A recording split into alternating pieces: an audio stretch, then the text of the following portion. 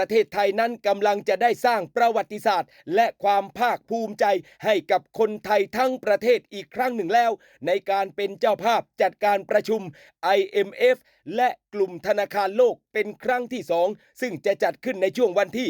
12ถึง18ตุลาคม2569ที่จะถึงนี่แหละครับซึ่งผ่านมา3ทศวรรษกันแล้วนับตั้งแต่เริ่มมีการประชุม IMF และกลุ่มธนาคารโลกในปี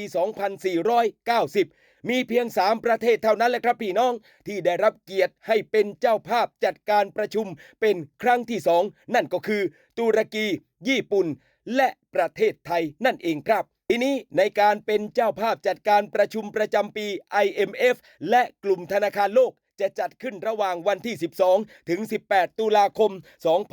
2569ณศูนย์การประชุมแห่งชาติสิริกิติ์กรุงเทพมหานครซึ่งศูนย์การประชุมแห่งชาติสิริกิติ์นี้ไม่ได้เป็นเพียงแลนด์มาร์คใจกลางกรุงเทพเท่านั้นแต่ยังเป็นเวทีสำคัญของการประชุมระดับโลกมาอย่างต่อเนื่องเลยทีเดียวครับที่พร้อมจะเป็นศูนย์กลางของการแลกเปลี่ยนแนวคิดทางเศรษฐกิจการเงินและอนาคตของโลกกันด้วยครับด้วยศักยภาพของด้านสถานที่เทคโนโลยีและระบบขนส่งสาธารณะตามมาตรฐานสากลนั่นเองครับพี่น้อง